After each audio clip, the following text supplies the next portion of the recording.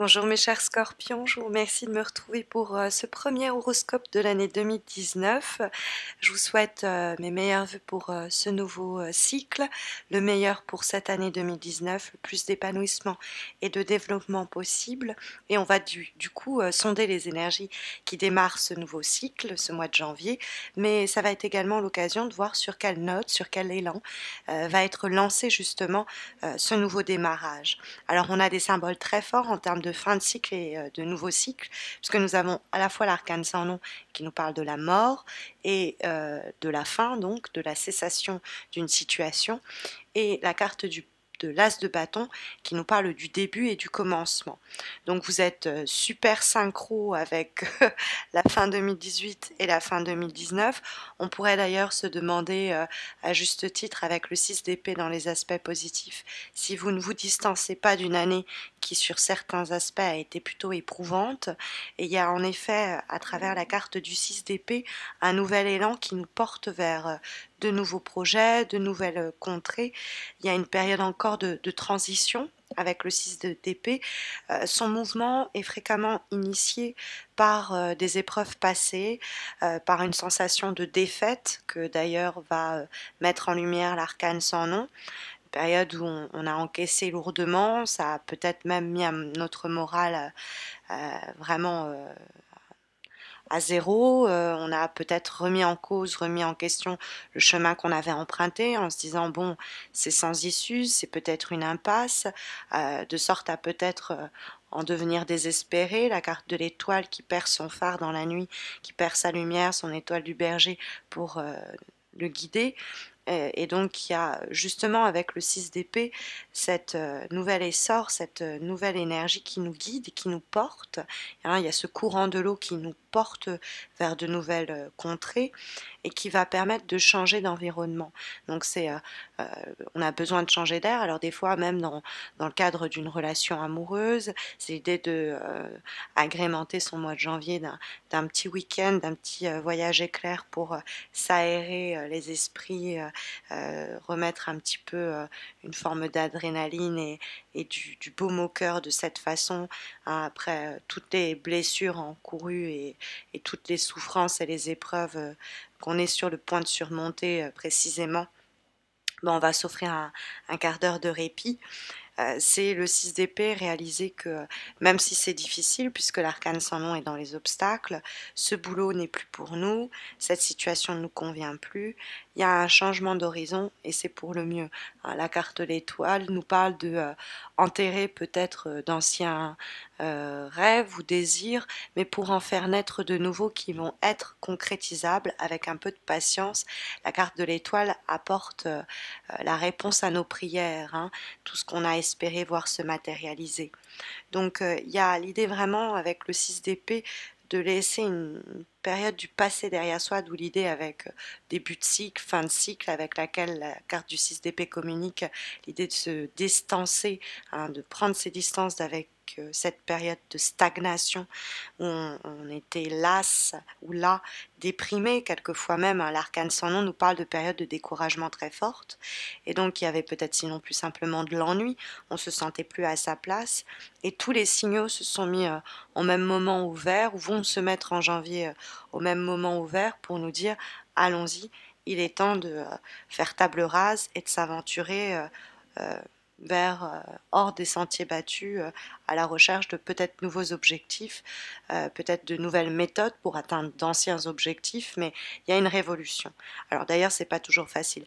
L'arcane sans nom, quand elle est dans les obstacles, déjà elle nous pompe beaucoup d'énergie, toute notre vie et tourne autour, satellise autour de cette situation. C'est un puits sans fond, quoi, qui nous pompe pas mal de notre vitalité, mais la force nous dit qu'on a des ressources inépuisables, même si, bon, on endure, hein, je dis pas qu'on en sort indemne, mais l'arcane sans nom, il y a eu une période où on a pu être fataliste, pessimiste, on a été découragé, on a peut-être même frôlé la déprime cette saison, entre guillemets ça l'était, et donc on a eu envie de baisser les armes, hein. On a déprimé et on a remis beaucoup de choses en cause parce que, et en compte parce que rien ne se débloquait et qu'on a eu le sentiment de subir les événements sans pouvoir interagir avec eux. Donc l'arcane sans nom nous parle de la dureté de ces événements-là, mais le 6 d'épée nous parle justement de prendre de la distance avec ces événements-là. Alors des fois, ça peut être vraiment un vrai conseil, de passer du temps auprès de vos amis, de vous faire un petit week-end à la campagne, vous mettre au vert, parce que c'est vrai que l'arcane sans nom va nous dire il faut s'oxygéner, il faut sortir la tête hors de l'eau, il faut s'offrir des moments où on va prendre les devants pour rendre la vie du quotidien plus agréable, réinjecter des moments de complicité avec les gens autour de nous pour pas rester dans ce problème qui nous prend la tête, ou réinjecter des moments de complicité au niveau du couple s'il y a eu des épreuves, arriver à les surmonter de la sorte. Si cette période a été très éprouvante sur le plan matériel, sur le plan professionnel, il y a l'idée quand même de retrouver des idées avec l'as de bâton, des projets, et puis aussi saisir des opportunités pour mettre en forme, alors peut-être pas exactement les rêves et les dessins qui étaient les nôtres auparavant, hein, il y a quand même l'idée de faire un peu un ménage, un petit peu un nettoyage, pour justement engager de nouvelles initiatives, emprunter de nouveaux chemins. Ça va être de nouvelles solutions et résolutions à notre situation qui a été à une période éprouvante et décourageante. Il y a l'idée de peut-être même un coup de main qu'on va nous filer, un projet qu'on va nous proposer, euh, quelque chose qui va venir à notre rencontre et qui va permettre de tisser de nouveaux rêves, de nouveaux projets d'avenir. La carte de l'étoile, elle fonde notre avenir. C'est la carte de l'espoir liée à ce que les prochaines semaines, les prochains mois, on pourrait dire l'année 2019, va nous apporter. C'est une carte où on peut aussi recevoir le soutien, l'appui de notre entourage, d'un ami, d'une amie. On peut avoir aussi quelques signes favorables du destin qui nous disent de façon intuitivement qu'on est sur la bonne voie, que c'est la voie en tout cas à emprunter. La patience qui a été mise à rude épreuve, hein, je l'avoue, par le passé, va finir par être récompensée. Alors je vous dis pas que ça va être tout de suite au mois de janvier, mais c'est en bonne voie pour que les premières actions qui vont nous y mener soient précisément enclenchées. Alors on va avoir deux autres énergies pour ce mois de janvier qui sont issues des jeux pour lesquels vous avez vous-même voté, que vous avez vous-même sélectionné lors du sondage que j'ai organisé dans les taroscopes de décembre, mais également sur ma page, donc sur YouTube, mais également sur ma page Facebook. Vous avez été très nombreux à participer, je vous en remercie. Et donc les deux jeux qui ont retenu tout particulièrement votre attention, c'était celui d'Algariel et d'Umrazai. Du coup, j'ai pas souhaité les départager. J'ai décidé que ce serait la base pour mes tirages de 2019 en plus du tarot de Marseille, que j'agrémenterais au gré des envies et des besoins par l'oracle des haïkus, le tarot Shosen, nous verrons bien. Alors, l'avant-dernière énergie que nous avons est issue donc du jeu Algariel et nous avons la carte du phare.